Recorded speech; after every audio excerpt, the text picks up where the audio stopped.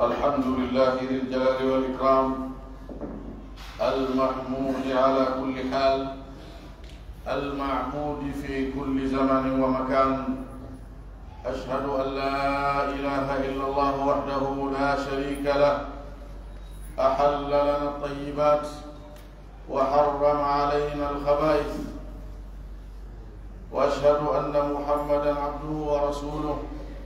صلى الله عليه وعلى آله وأصحابه أولي البر والطاعات ومن تبعهم بإحسان إلى يوم الدين. أما بعد، فاتقوا الله تعالى عباد الله، واستمسكوا من الإسلام بالعروة الوثقى. قال تعالى: يا أيها الذين آمنوا اتقوا الله حق تقاته ولا تموتن إلا وأنتم مسلمون. عباد الله، اعلموا أن الرشوة هي كل مال دفع ليبتاع به من ذي جاه عونا على ما لا يحل، والمرتشي قابضه والراشي المعطيه والرائش الواسطة بينهما، وهي حرام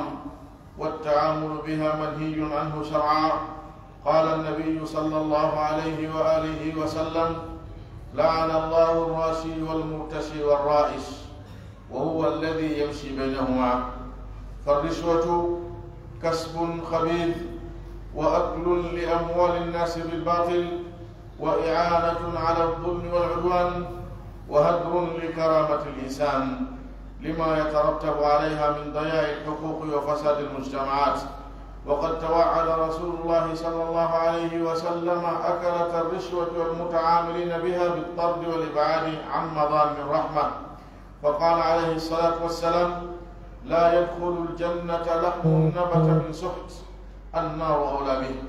والسحت هو الرشوة، وإن كانت الرشوة في الحكم فذاك الكفر، لقول الله عز وجل: ومن لم يحكم بما أنزل الله فأولئك هم الكافرون. يدي الله سبحانه وتعالى الله جومراو منغو إتدنغل الله يتتيدو إدوكال الهالي هانا دو ريويدي إكالا نبو إكالا زمان den seedo ko kanko tun Allah woni ko handi e rewalngal o ala ka fi diɗɗo e muɗum, o ala yerujo, o ala nando. den seedo wonde Muhammad sallallahu alayhi wa alihi wa sallam ko jiyaɗo Allah nulaɗo makko. en toro Allah e juuɗe maɓɓe, juula e ɓengure maɓɓe nden fof e saha maɓɓe fof. yo Allah juule kala yuttirɗo ɓaawo maɓɓe, ñentini sunna maɓɓe on, jokki batteji maɓɓe ɗin ila yawmiddin. Allahumma amin. musidɓe tedduɓe, hulen Allah, hulen Allah, Allah mo hana hulede, hulen Allah hattirde no o hana hulirede no. ko ɗum woni malawre meɗen hande, ko ɗum woni malawre meɗen janngo. Allah wi e kono yo gomɗinɓe: hule Allah hattirde no Allah hana hulirede no, wota on maayo ko satti o, si wona kon julɓe jebbilaniɓe Allah taala. musidɓe tedduɓe, Allah ko laaɓuɗo, o yiɗa si wona ko laaɓi, o jaɓata si wona ko laaɓi. ko ɗum waɗi o nuli e meɗen nulaɗo on sallllahu alayhi wa sallam, o waɗi hino jeeya e golleji makko, dagina gollen ko laaɓi kon fof, harminana en kala ko soɓi, kala ko ñiddi, kala ko iññini. ɗum ɗono woni kaka jawdi, woni kaka konnguɗi, woni kaka huwodire, woni kaka wondigal,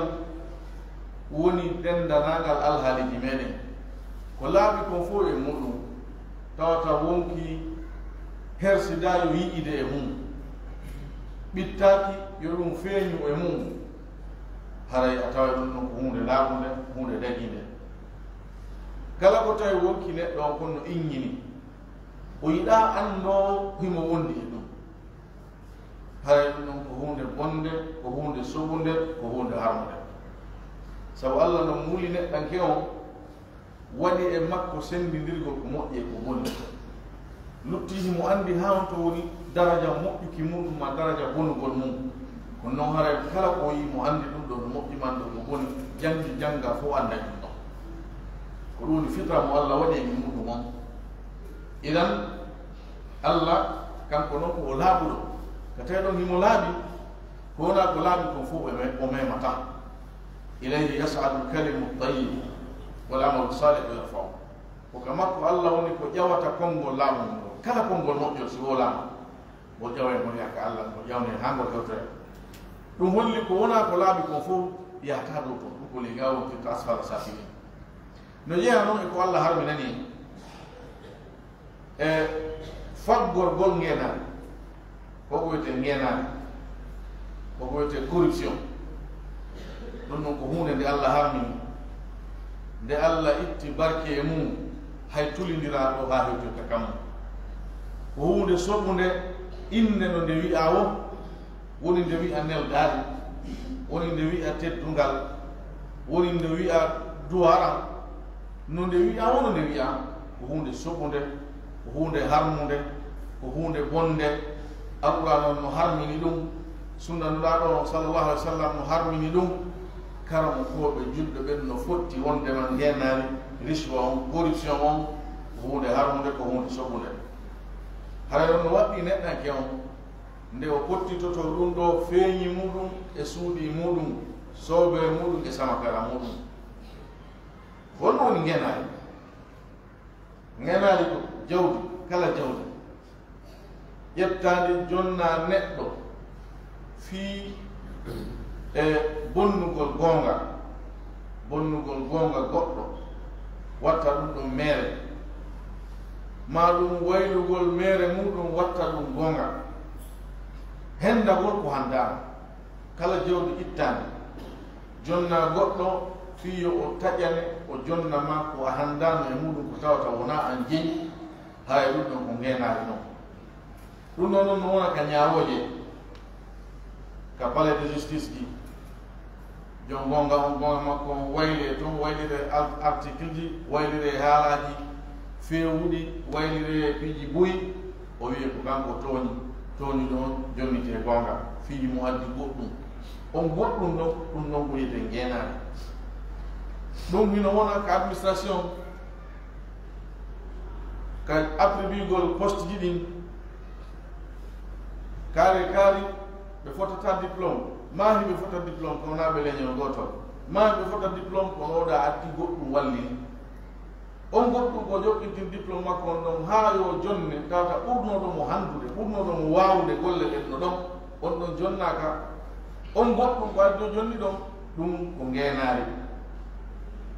ka jolli lega administration ji tosoki ɗin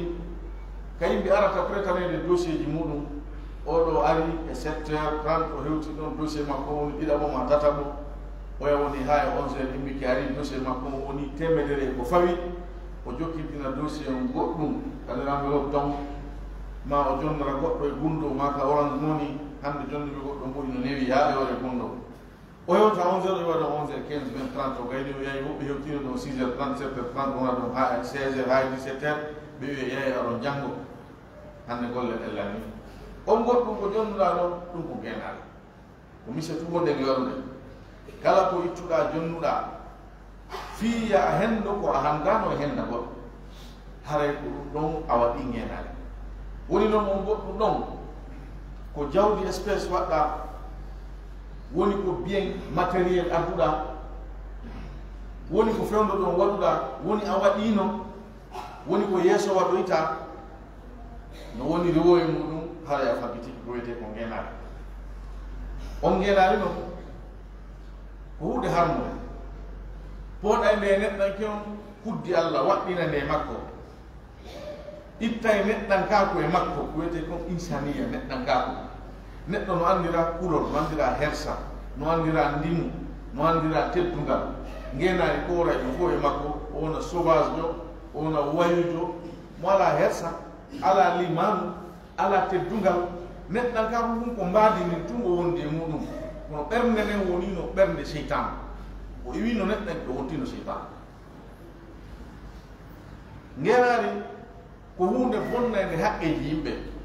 jon gonga perdine gonga muɗum jon fenade jonne gonga ngenari bonna ngurna jama'o mo handa e responsibilities jonnama mo fihi mo yeni itti goddum on honno haray ma bi fi wono o hettira kon ko yeni don ko itti o heba non double jimudum on ko jawdi tuni himme mudum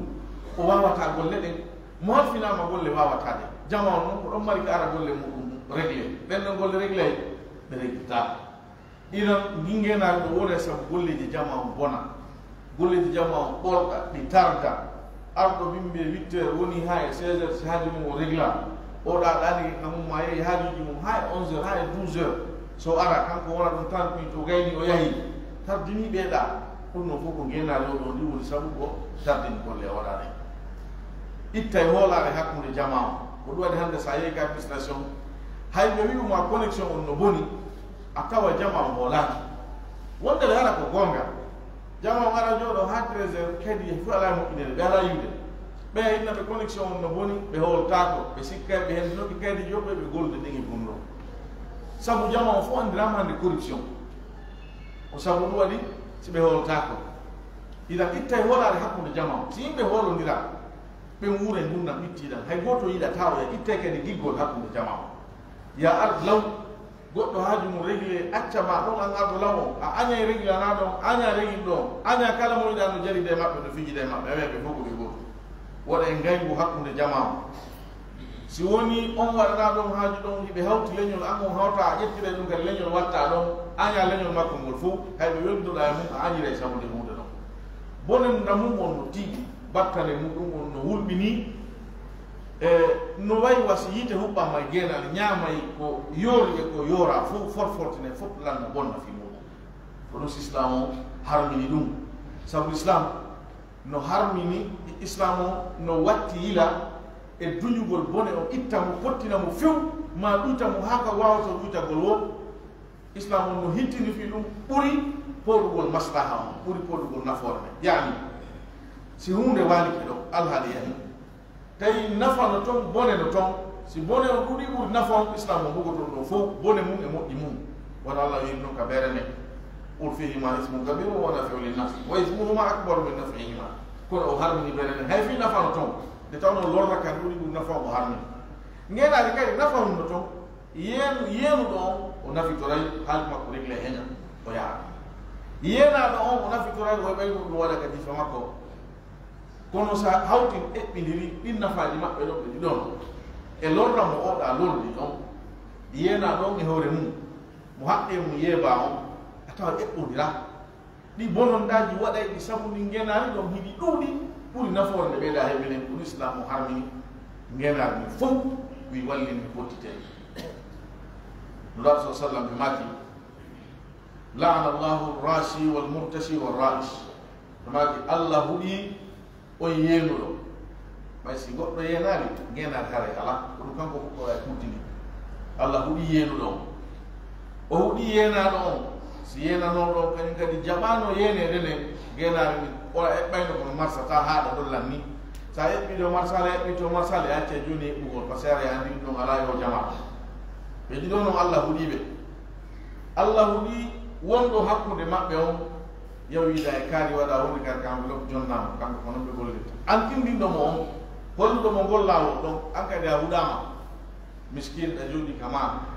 na wudi ngemuda na kay diri ma golla muddi Allah fa ke hore ma sabu tinni ngol ma ko boni amru bil munkar no ko dik munafiki benno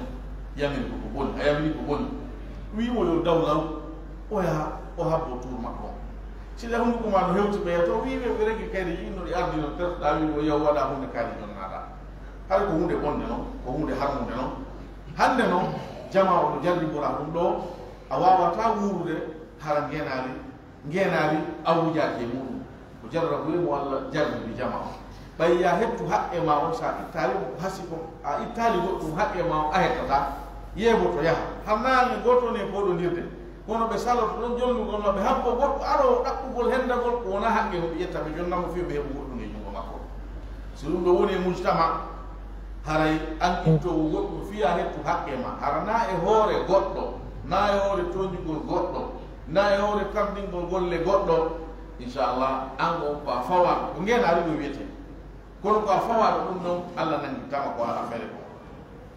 amma non wa tawata ko wona ɗum ɗon fof o geenaade harmoni ne neɗɗo ɗon haani woɗɗitaade sabu bonondaji moɗɗum hino ɗuuɗi sabu ko defay ko neɗɗo on kuddi Allah e hoore neɗɗo ko raɗagol mo yurmede Allah nden si Allah raɗike ma yurmede muɗum nden haɗa hay nokku ala ka yaha an a woni geɓal lette geɓal malkisal geɓal firdi aduna e lahara nulaaɗo maki sallah sallam ka rentingol en ngeenaali ɓe maki ɓanndu mawnirndu ngeenaali ɗum ɗo ɓanndu ko yiite ngen hanndi e mayru ndu naatata aljanna yani neɗɗanke faggoray ɗo ngeenaali golliroowo ɗum hara ya anndu par ce que ka faggotoɗaa ɗo wonɗa ƴettude dépense a hoore ma ñaama ɗornoɗaa ɗum ɓanndu ma ɗon ko yiite wonɗa e ne'ande ko yiite wonɗa e ñamminande ko yiite wonɗa e faggande aljanna o a maraton place ko yiite ngen hanndi e ɗum ɗon ko nge ñaamoyta ɗon ko nge huɓɓitireteno ñande dargal aqulu qawli hada wa astahfirullah li wa lakum wa li sa'iri muslimina min kulli dhanbin wa khati'a fastaghfiruhu innahu huwa al-ghafurur rahim.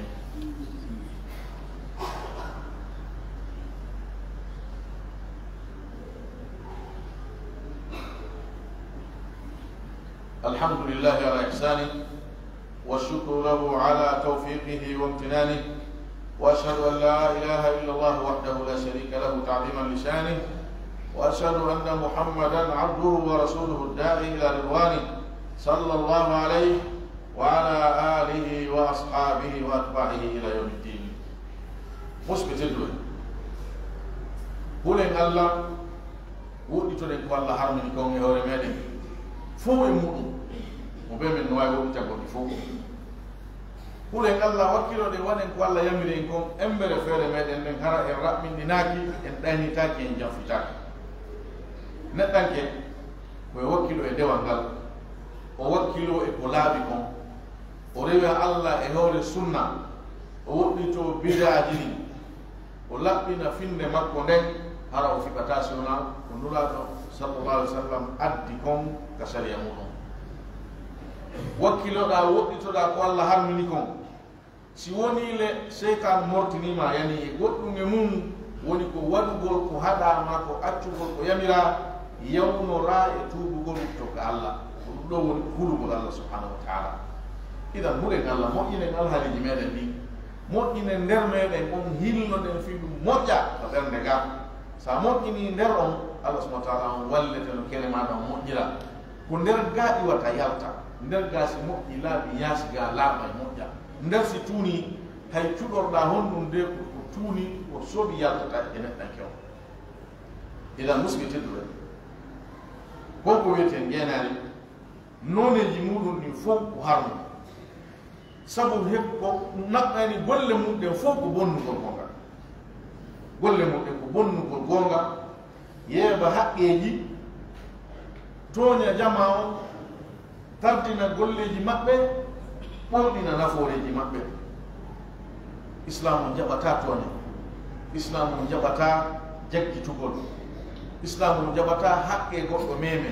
islamu jaɓata jawdi goɗɗo ñaame e hewre mere e hewre fenade ko taw a handi e mayri si ñamama imma a handiri e mayri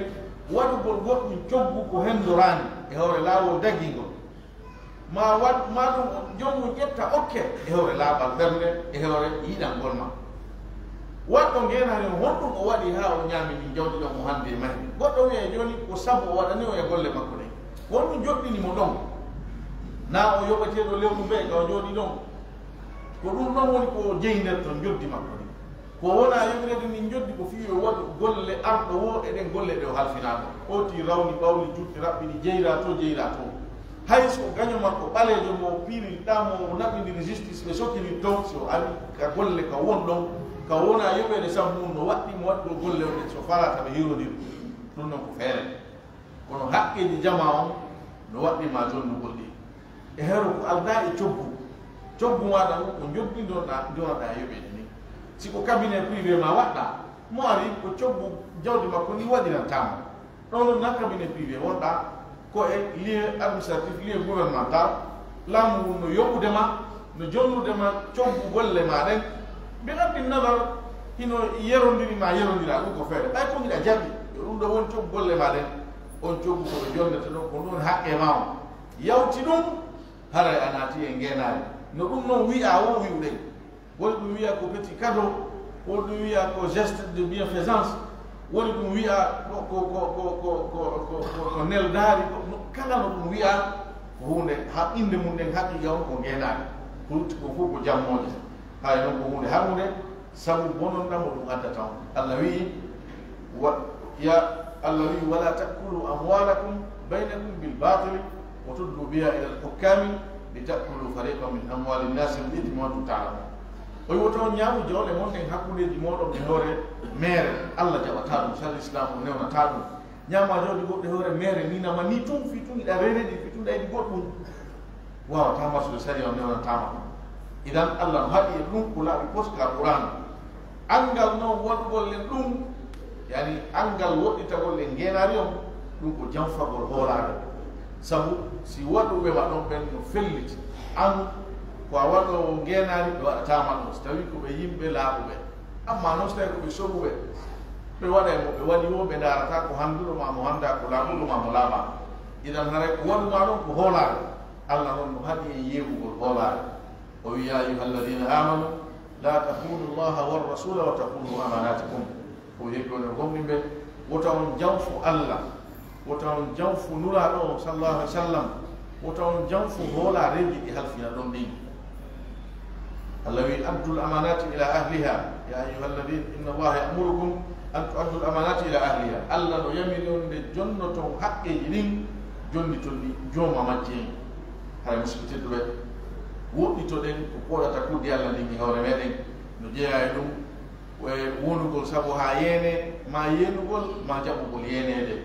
en tawa subahana taala yo allah ɓeydu moƴƴingol fi meɗen yo allah laɓɓen en o laɓɓina yeesoɓe meɗen ɓen yo allah fewnu en enen e maɓɓe fof o waɗa e yimɓe moƴƴuɓe moƴƴinoɓe yo allah subahana taala on yaafo men bakkatuji meɗen o jamana en golleji meɗen ndin o waɗa e yimɓe natoɓe aljanna o waɗa en hisuɓe malaɓe aduna e yarade dargal اللهم صل على محمد وعلى ال محمد كما صليت على ابراهيم وعلى ال ابراهيم انك حميد مجيد اللهم بارك على محمد وعلى ال محمد كما باركت على ابراهيم وعلى ال ابراهيم انك حميد مجيد وارض اللهم عن الخلفاء الراشدين المهديين وعن جميع الال والصحب الكرام وعنا معهم بمنك وعفوك ورحمتك يا ارحم الراحمين اللهم اعز الاسلام والمسلمين واذل الشرك والمشركين ودمر اعداء الدين وانصر عبادك الموحدين اللهم آمنا في أوطاننا وأصلح ولاة أمورنا واجعل ولايتنا في من خافك واتقاك واتبع رضاك يا رب العالمين اللهم ول علينا خيارنا وجنبنا ولاية الفجار والفساق والأشرار يا أرحم الراحمين اللهم آت نفوسنا تقواها وزكها أنت خير من زكاها أنت وليها ومولاها اللهم اجعلنا لك ذاكرين لك شاكرين لك أواهين منيبين لك مخبتين اللهم تقبل توبتنا واغسل حوبتنا واجب دعوتنا وثبت حجتنا واستر سخيمة صدورنا ربنا تقبل منا انك انت السميع العليم وتب علينا انك انت التواب الرحيم واغفر لنا ولوالدينا ولجميع المسلمين واخر دعوانا ان الحمد لله رب العالمين.